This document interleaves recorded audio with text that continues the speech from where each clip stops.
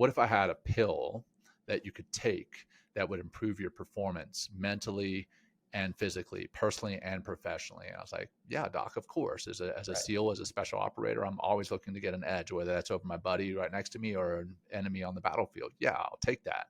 He's like, well, it's not a pill, it's meditation and mindfulness. So why don't you take it and start using it with the intent of improving your performance and then see what happens. So I did.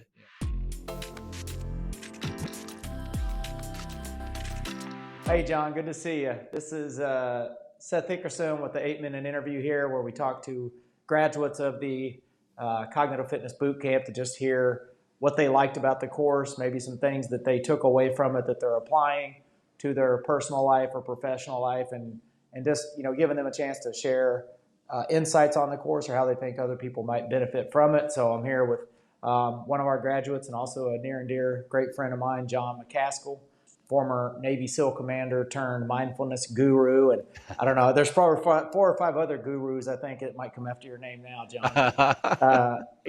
Runs the Men Talking Mindfulness podcast. And he is somebody I look up to, and he's a pioneer in this field and just doing some amazing things. And Yeah, sure. Thanks, Seth. I appreciate it, and honored to be here with you, and honored to be a graduate of the course, and very thankful to be a graduate. So my background, as Seth alluded to briefly, there is my professional background anyway is I served in the military, specifically the Navy SEALs, for 17 years, 24 years in the Navy, 17 years in the Navy SEALs, and through that time had my own battles and challenges with stress and anxiety and lack of focus and lack of emotional intelligence, and found mindfulness later in my career, and then further expanded on my mindfulness practice and my focus and presence, my ability to be focused, my ability to be present after going through the Cognitive Fitness Boot Camp. What I really love about the Cognitive Fitness Boot Camp, well, I love a lot of it, but I love the focus on the formula, right? And it's drummed home, kind of driven home every time, every single module that we go through the ECRs and IERs and figure out what works for you. We give you some recommendations, or some recommendations were given to me through the course, and you play with those and you figure out what works for you. And it could be something like a cold shower, which that improves your grit and resilience, but maybe that isn't your thing, right? I know for a lot of people that isn't their thing, but the cold shower works wonders, emotionally, mentally, and physically. But that might not be your thing. So you can figure out, maybe it's a walk during lunchtime, or that's your IER. Your ECR might be getting up and taking a few breaths and doing a few push-ups, and then going and taking that cold shower. But figuring out what your 3 ECRs and IERs are, and do those regularly, and that allows you to attain that my steady mind, right? These are, because what we're talking about is, and especially when we frame it at My Steady Mind as cognitive fitness training, is this is performance based. This is going to help you improve performance, whether you're a SEAL or a stay-at-home mom or an accountant or a doctor or whatever that means. And so I know you probably experienced this more than anybody out there, the skeptics, and sometimes it's the hard charging people that are just like, meditation, what are you talking about? I'm like, well, we're sitting here talking to a 17-year Navy SEAL commander. This guy knows a little bit about mental toughness. I've been the person that had a lot of doubt about it. And, delving a little further into my story, was when I was struggling with stress and anxiety, I went and saw a counselor, and he recommended mindfulness and meditation to me at first, and I laughed at him. Yeah. And I was like, no, doc, I've really got some mental health challenges. What can I do? And he's like, well, okay, let me pitch it to you a different way. What if I had a pill that you could take that would improve your performance mentally and physically, personally and professionally? And I was like, yeah, doc, of course. As a SEAL, as a special operator, I'm always looking to get an edge, whether that's over my buddy right next to me or an enemy on the battlefield. Yeah, I'll take that. He's like, well, it's not a pill, it's meditation and mindfulness. So why don't you take it and start using it with the intent of improving your performance, and then see what happens. So I did. And, sometimes with the type A personalities, super hard charging folks, that's how you have to sell it to them.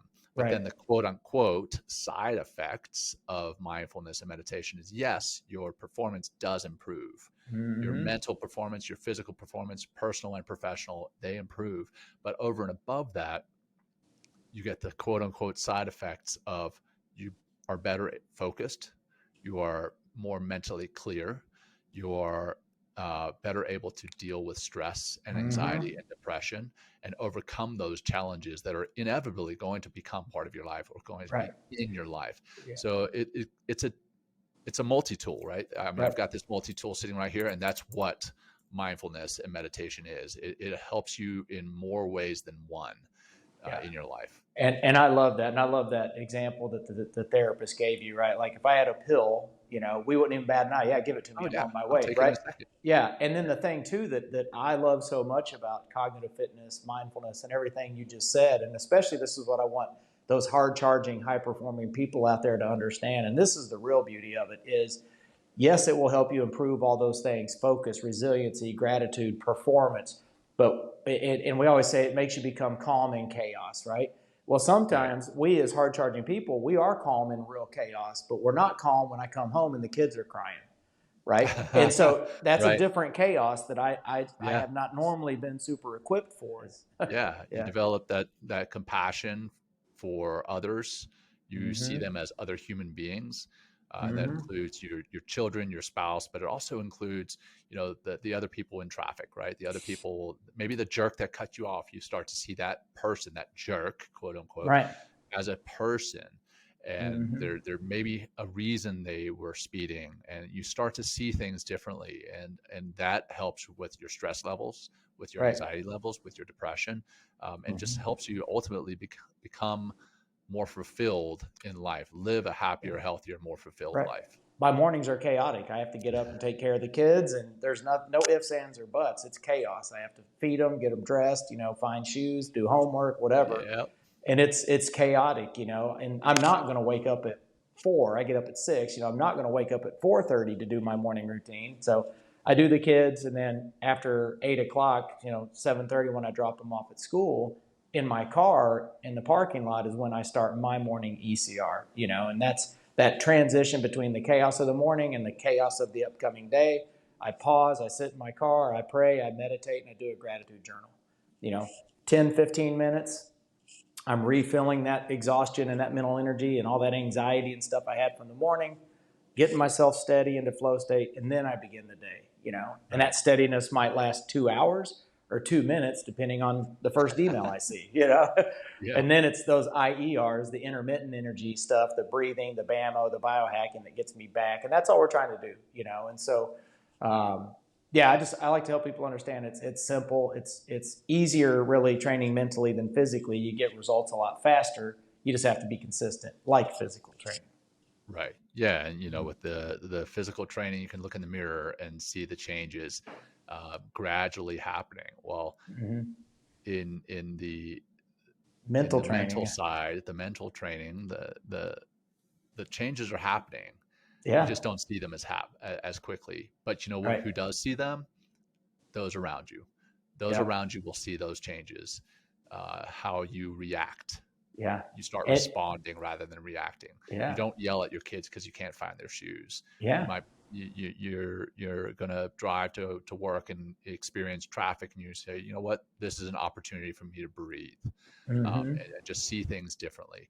Yeah. And people will see you seeing those things differently and Yeah. responding rather than reacting. Right. And another thing they'll do is they will feel you differently, right? That Oh energy yeah, we put off, energy. energy is everything. And that's what we're learning to do is control our mind and our thoughts because it helps control the energy that we're using, that we're putting off. And that's, with limbic resonance, that's the energy transfer signals that Right. humans put off that tell the other people, hey, is this person mad or threatened or upset? And they feel that way before you open your mouth. And so Right.